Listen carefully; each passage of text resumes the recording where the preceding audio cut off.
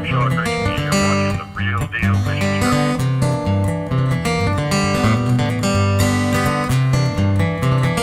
It's a complete chaos in fishing, and to be able to watch, and what happens is you're fishing along, and you go, okay, I got this figured out, and all of a sudden somebody else starts whacking them, and you go, oh my gosh, it's Rojas, and he's crushing them, and you go, you're kidding me, they're biting on a frog, because you know what Rojas is probably doing. Yeah, really. Yeah. So then it messes you up, and you're like, am I going to pick up that frog and go fishing, or am I going to, stick with what I'm figuring out and try to hold on? I mean, it just takes it to a whole nother level. So yeah, that's the best fishing event I've ever seen, and I really think it's the future of the sport, because it opens itself up to so many different variables, and it's so challenging, and it's fun, and it's fun to watch, because it's like watching a NASCAR race. In fact, in one of the rounds that I fished, Tommy Biffle led the whole round, right? And there's 8 of us out on the water, and you have to be in the top 4 to make the next round. Okay. Well, he's leading all the way through, and then right at the end of the deal, 4 other guys kick him off. And, I mean, next thing you know, he drops to second, then he drops to third, then he drops to fourth, then he doesn't even make the cut. Oh, wow. And I'm like, that's just like watching Tony Stewart lead every lap on a NASCAR race, and all of a sudden at the end he blows the tire and he's out of there. And that's what you're watching. Is like, it's an incredible, exciting fishing event. So yeah, and you can get it. You can watch it on Outdoor Channel. And this year, the one that they're getting ready to film in a couple of weeks is actually going to air. The finals is going to air on NBC, not NBC Sports, but NBC. I Network. knew it would be on mainstream television fishing soon. That's what we've been waiting for, people to realize that it is a sport. Well, I think this is the only format that probably lends itself to that and allows that allows sports people to look at it and go, oh my gosh, rather than you have to be a fisherman. You know what I mean? Right. You want that high octane to draw in those viewers, and it's very exciting to watch because it's intense right through as they cut to each boat and they show you what the anglers are doing. And you got a ref on your boat, huh? Yeah, it's fun. It's absolutely great. And ref, and if you mess up, he's and you get penalized. So I mean, it's cool. Yeah. Watch Iconelli have to not make a cast. He's like, oh no. Yeah, could you imagine that? Oh boy. I read it also, or I saw an interview with you, Shaw, and just like the everyday bass fishermen, the guys who follow you, watch you, and kind of put you up on a pedestal. I'm not saying you do, but you said you always wanted to fish with Larry Nixon. I'm not saying you're putting him on a pedestal or anything, but you said you always wanted to fish with Larry Nixon. Will that ever materialize? Probably not. I mean, that's too bad. He was one of my idols in earlier years, and he was the #1 angler, but he was also everybody. Back in the old days, we used to fish together. Get paired. So I'd get paired with Rick Cludd, and I'd get paired with Paul Elias and Gary Klein, and all these great names in the sport. Right. And everybody that ever fished with Larry Nixon said he's just exactly what you said about me. He said he's the nicest guy, just the greatest guy to fish with, and then he's one of the best soft plastic guys in the world, which, of course, I love, sight fishing and just using soft plastics. And so that was one of the guys that I always said, that would be a guy that I would love to fish with sometime. And, it's never happened, and we're on different tours now and all that kind of stuff. So, who knows? It's probably not necessarily going to ever happen, and if it doesn't, well, it was just something I'd love to have done.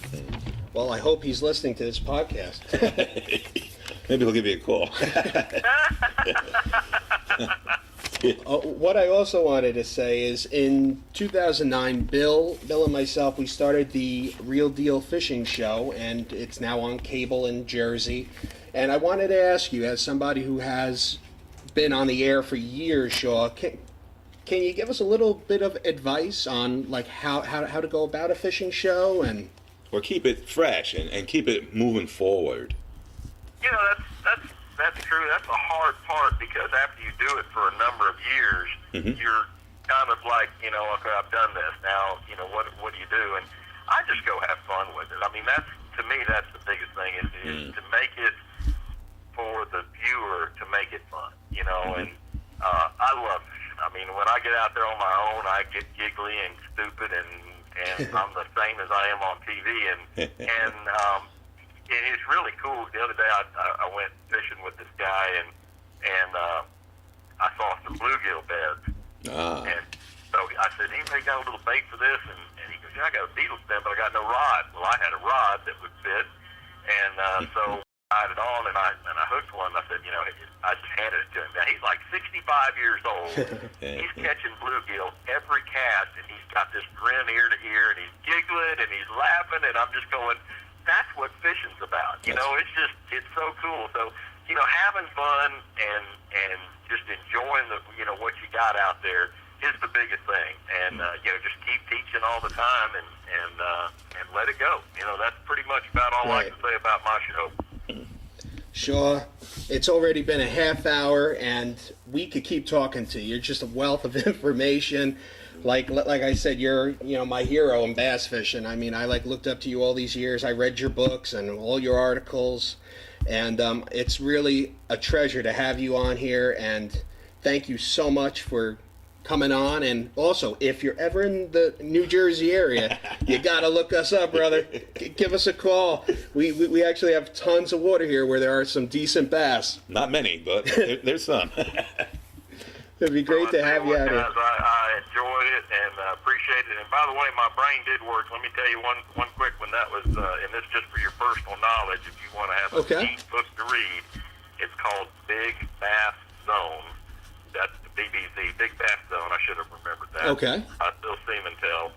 And it's an incredible book that will really increase your knowledge on angling. It's pretty amazing. If you recommend it, Shaw, we're going to read it, brother. Yeah, I got it. All right, buddy.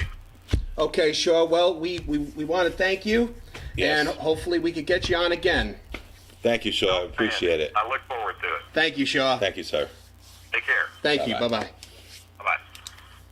Okay, ladies and gentlemen, that was Shaw Grigsby.